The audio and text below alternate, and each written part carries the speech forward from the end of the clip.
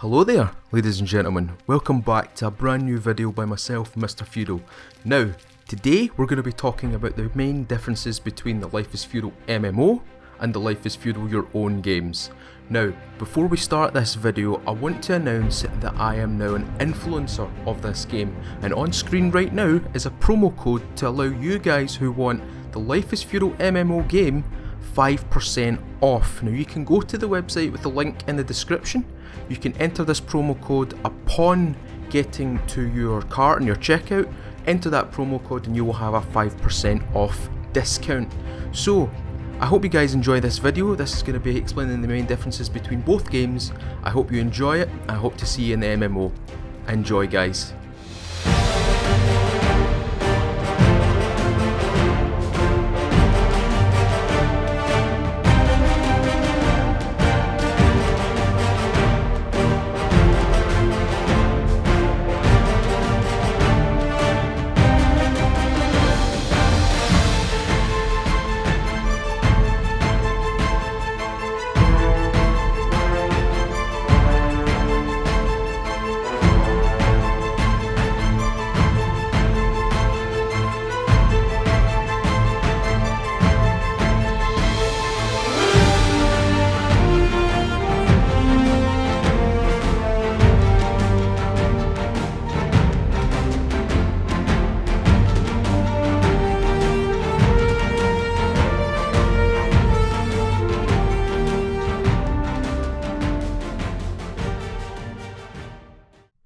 Alright guys, how yous all doing? Right, this video is going to be about the differences between Life is Feudal Your Own and the MMO. I'm also going to chuck in a few extra things towards the end of this video just to help the new guys out who are coming off of Steam, which just got dropped I believe last night, or it's getting dropped 9 PM Pacific time on the 12th, which is technically today. Life is Feudal MMO comes to Steam, which means people on the Steam community can now have a shot at this game. So, to you guys, I say welcome to the MMO. It's a grind fest if you don't like it. If you don't like hardcore MMOs that require a lot of time and a lot of dedication, then, you know, I'd give it a glance. But if you're that kind of person that likes to grind with a group of friends, to build things, huge structures, fight huge battles, welcome. It's a great game. I say it's a great game. I play it actively as well. You might see me in there. If you're on the EU Avalon server, you'll probably see me on there. Anyway, let's talk about Life is Feudal Your Own and Life is Feudal MMO and the differences between them. So first off, let's talk about the map. The map on Life is Feudal MMO is 21 by 21 kilometers. This map you're seeing here on Life is Feudal Your Own is 3 by 3 kilometers. It's rather small. It's like 1/49th the size. I think there's 49 or 52 connected servers on the MMO to make just one big map. It's all sharded servers, and that's pretty good, but it's also pretty bad. I'll let you guys decide in the comments below. Anyway, so the map is small on Life is Feudal Your Own. The other difference is the persistency of each world. On the MMO, there is no wipes, albeit there was one at the start of OBT, and I don't know if they're wiping it at the end of OBT. You guys in the comments can probably tell me that, but I'll probably find it out for myself. The persistency on Life is Feudal Your Own is a wee bit different. Because the servers are owned by players themselves, they can also wipe this map at any given point. They can wipe it out of just pure boredom if nobody's on their server, and the entire map is completely covered in castles and ruins and stuff like that. It can be a wee bit daunting for new players to come in and be like, yeah, I'm going to start here when everybody's already decked out with gear. So what they'll do is they'll wipe everything. They'll wipe the characters, they'll wipe the map, they might make a new map. This is not the standard map for Life is Feudal Your Own. This is a custom map. It's Archipel 2, which is a custom map, which owners can obviously make. They can make these maps. You can actually make your own custom maps now, but I'm not going to talk about much about that today. What else? The player count. You're only allowed 64 players on a Life is Feudal Your Own server. That is the maximum amount of people that you are going to see on one Life is Feudal Your Own server.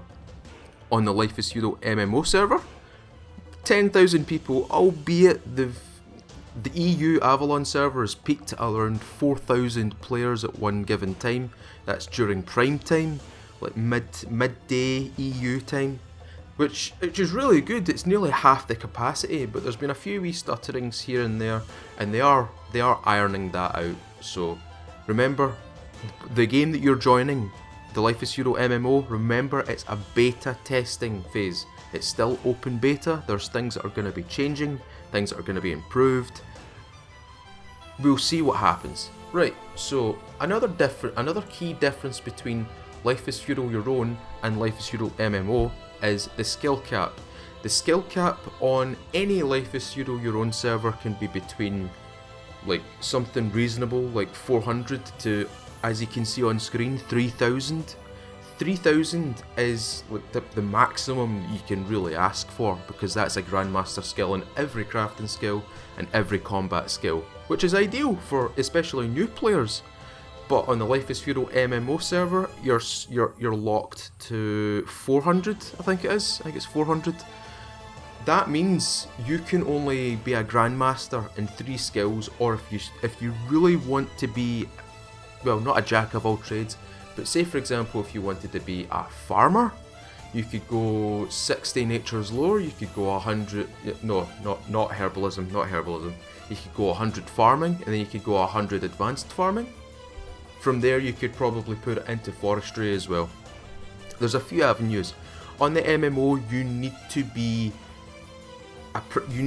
into a profession, so a profession is dictated by which tree you go. So this tree here is predominantly farmer, so you could be 60 natures lore, a farmer. You could be a farmer forester, you could be a farmer cook, you could be a farmer brewer. It's kind of endless. Look, maybe not so much with the hunter. Like if you go hunting, you can go 100 hunter, then you could go animal lore, and you could be a procurer. So you can pick and choose, but that's the thing about the Life is Feudal MMO. You need to be with a group, and you all have to have different skill sets. If you've got like 10 players, you'll be comfortable. If you've got 20 players, you've got 2 players to each crafting skill, and then you've got 20 guys ready to fight. That's ideal. That's the really ideal part about it is. So that's the difference between the skill cap. On Life is Feudal Your Own, it can be 3,000, but on Life is Feudal MMO, it is capped to 400. You can change that through your intellect skill, which is in your stats right here. So that gives you extra points, but you don't really, if you put it all into intellect, if you put all your skills into intellect, you'll need another character, because that character will not be fit for PvP, the one with all the intellect into it. So if you want to run 2 characters, if you have one character you want to be PvE and one PvP, that is probably the most ideal route to go. That is the best way to go, because you can afford to get your PvP character killed. You can't afford to get your PvE character killed, because that is the character that's going to have a lot of skills on them. Right, that as well, between the Life is Feudal Your Own and Life is Feudal MMO, the interface is a lot different, and what I'll do is I'll skip between both of them and I'll show you a little bit of a difference, right? So I'll close this, right? So for the keybinds on Life is Feudal Your Own, you press L, it opens up your crafting tab, your combat and your miner. You press P, it goes to your stats. Guild I don't think has a hotkey, I think it's K, I can't remember. But we just cycle through to guild. So there's technically 2 keybinds to open up these things. You press T to open up your character equipables and your wearables, that kind of thing. The difference between this and the Life is Feudal MMO, everything is done through P. On the Life is Feudal MMO, you press P, you are given your equipables, your stats, you can cycle through to your skills, you can cycle through to your guild, your social element, you can also look up guilds that you are maybe friendly, neutral, or an enemy of. That kind of thing, it tells you a lot of information on the MMO. With your own, it's a wee bit different.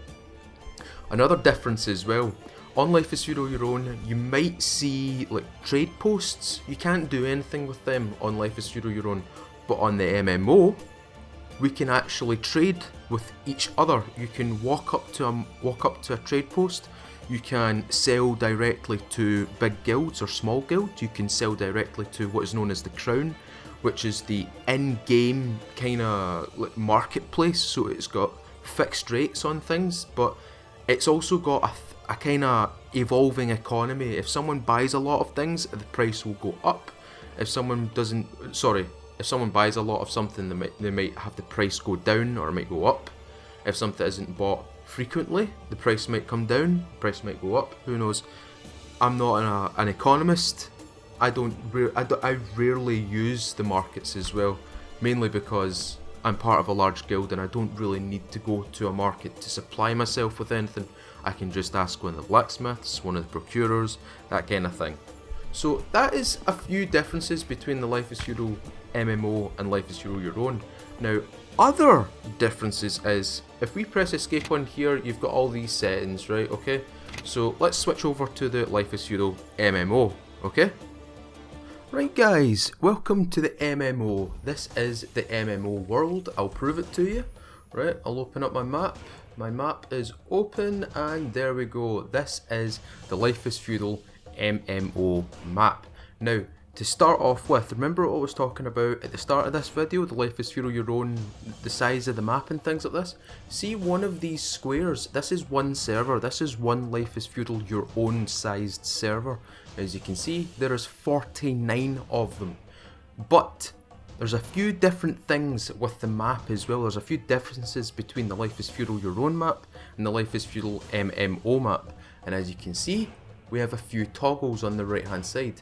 This one right here toggles if you have a private claim and you have friends in that private claim, you will be able to see them on the map. This is the market, which is the white blips. These are every single trade post that's ever been built in this game. And as you can see, there's quite a lot of them. This is the claims toggle. This will toggle tier 2 claims only. It won't toggle tier 1 claims. As you can see, some people are building in different areas. You can't see the claims. Even though there are claims on these areas, we can't see them. It's only at tier 2 and above we can see each individual claim. As you can see, the yellow ones represent the guilds. Now there's a lot of them. As you can see, there's tons of them. The southeast is covered, the northwest. Everywhere on this map is covered in guilds. Huge coalitions, for example, Blood Pact here, we've got the Fearless Army over here, the Ascaneers, the Dark Age Coalition, the United Slavic Host, and I believe the bottom right is done with DAC, I think, the Dark Age Coalition. I believe they're down here as well. I mean, these guys over here are quite quiet, we don't hear a lot from them, but the main bulk of what happens in this game happens right here. The east, this part here, the middle, the northwest, and the northeast as well. Lots of things happening there. Right, that as well. Remember when I was talking to you about before we actually jumped over to the MMO, that there was a few different things on the escape menu, one of which is going to jump out to you in surprise. If we press escape, we can go to a shop, right? Click on the shop. This is an in-game shop for the MMO. This will give you your ticket to a Bella if you want an additional character, your boosters, your consumables, your insurances, and a lot of different skins. I'll show you just a couple of the skins, like weapon skins. They're always a fun one to show off. There we go. These are the swords, the two-handed, I think this is Y-hander of the Flamberg. This is a skin for. We've got the broadaxe. These are the skins for that. We've got the glaive, which looks really nifty. They are continuously putting skins out, and I think they're working on them at the moment as we speak, as well as a few server performance fixes and things like that. I'll show you the chainmail skins as well. For example, I've actually got my chainmail skin on at the moment, but I'll show you guys just, you know, the level of detail these things go into. There's the one we usually see in Life is Feudal Your Own. But if we go down here, there's the one for the Life is Feudal MMO. It's the Slavard style royal chain helmet with the bear headdress and the nice heavy looking kind of Norse style, Scandinavian style closed helmet like that. It's awesome. I really like it. The heavy chain as well has got a bear headdress as well, but as you can see, there's a wee bit more detail between the royal and the heavy. This one right here, this is the one that I have. I also have the light chain as well, and they're really cool. I'll show you guys the insurances. Right, these are death insurances. Let me explain this to The new guys, the guys who know about this, the experienced guys, the veterans, you guys don't have to pay attention to this because I know you guys widely use this, and you've tried to fight off the people saying it's pay to win, even though it's not a pay to win element. Let me just explain what these death insurances actually do. I mean, you could probably read on screen what they actually do. But essentially, when you die, this mitigates part of your skill loss in the event of a death. Once activated, lasts for 24 real life hours. If skill loss upon your death is less than 5, 10, 15, then no skill loss will occur. If it is greater than 15, then it will occur, but it will be lowered by 15. It cannot be used in the same or greater magnitude as... It cannot be used if the same or greater magnitude insurance is active. So you can't stack these. These are non-stackables. So basically, you buy one of these and it stops you losing a lot of skill points, which some people feel is not good, some people feel is really good. I'll leave it up to you guys in the comments. You guys tell me what you think. The veterans, I know you guys really like these. I really like them as well. It keeps your guild and my guild and everybody else's guild playing. It keeps the morale up. It keeps everybody playing the game as it was really intended for. So let's go to consumables. Consumables are basically tools that you can redeem to your character, one character. Okay, you can't drop these can't be looted, and you can't no, you can drop them, but it destroys them. You can't store them either. Once they run out of durability, they disappear forever from your inventory. So if you're not using a particular tool, you can drop it on the ground. It will say, you can't drop this on the ground. Do you want to remove it? Do you want to destroy it? It will give you the prompt for yes or no. If you want to say yes, you'll get rid of that tool. But you can't stock these. You can't store these away. These are bound to your inventory. Right. Boosters. Right. Let's talk a wee bit about this as well. Again, veterans, I know you guys use these. I know the premium guys use these. They're perfectly fine. I find them perfectly fine. I don't understand why everybody has a hullabaloo about these things. I don't understand why they're upset by it. So let's read it. Let's read the crafting skill raise booster power hour as it's known. You'll be able to increase your crafting and minor skill gains up to 2 times faster for 1 hour once every 24 hours. Stacks with the food multiplier bonus. Okay, so as I've said, the Life is Feudal MMO is a 1 times skill gain server, right? It's 1 times, it'll never be 2, it'll never be 3, 4, 5. Only with player intervention will it be any higher than 1. Now, the skill booster essentially transforms that 1 to a 2 for 1 hour. However, if you have a good cook and you have a good food multiplier, which I don't at the moment, my hunger bar is actually quite low. If you eat something that is very good quality, for example stuffed rabbit in 95 quality, it will fire you way up, right? If I was to toggle the crafting, the power hour, the crafting booster, this 2.7 would turn into 5.4. Not visibly, but it would be 5.4 skill gain, which is a lot better than 1 or 2. So you do need player intervention to make it worthwhile, and that hour has to be solely dedicated to the crafting skill that you're trying to get a master or grandmaster rank in, or if you're trying to get a master or grandmaster rank in a particular combat skill, for example swordsman, lancer, knight, slinger, archer, those kind of things. It's used for those. Okay, so going on to the guild monument, right? So at the moment we have, I believe, a tier 2 monument, and you can see the difference. There's a subtle difference between the Life is Feudal Your Own and Life is Feudal MMO claims, right? So in Life is Feudal Your Own, the claim size is what you get. The claim size is what you get. The same thing applies to the MMO, but in a different way. See if I focus my camera, can you see that white line, that white divider? Well, that divides the town from the realm. Basically, what I'm standing in is, I believe, the realm. You guys, any veterans, correct me please, I can't remember the difference between these.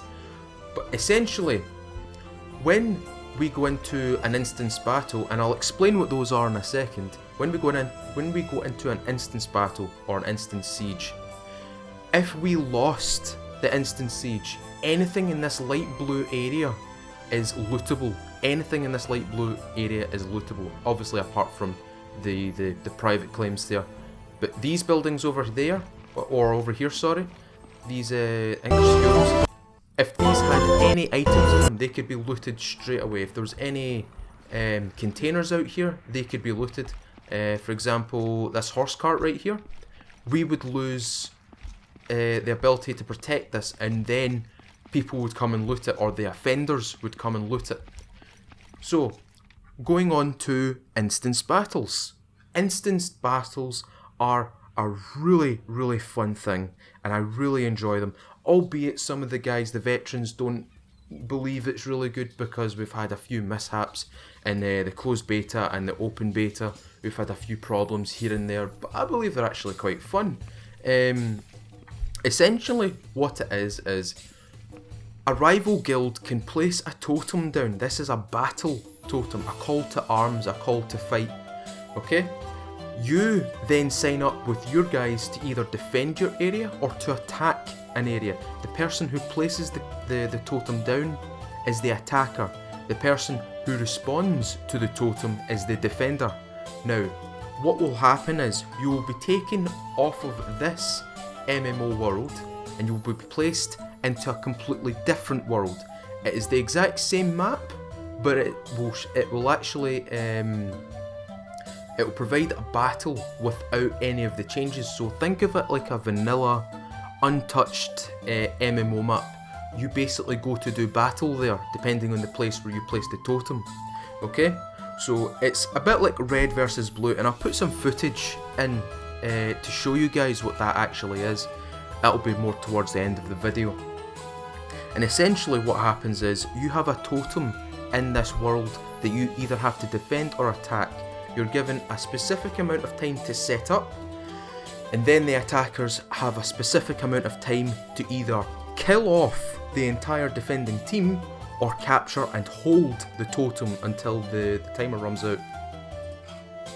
At this stage, at the end of the battle, the opposing side or the defending side, if they all die, what happens is all the loot that they carried in with them, all the gear, the swords, the axes, the shields, the lances, all of that becomes available within the totem, which can then be looted.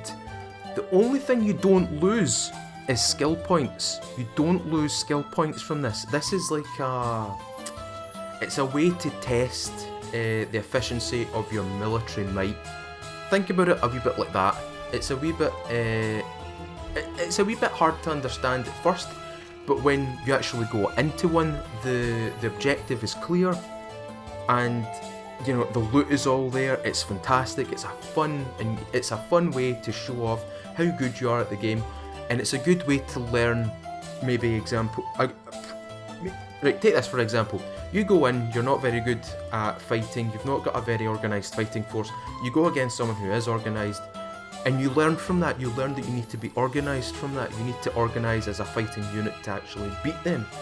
You go in for another instance battle, it might come to that you might lose again, but you learn things from it. It's a good learning curve for new players to actually get involved in PvP.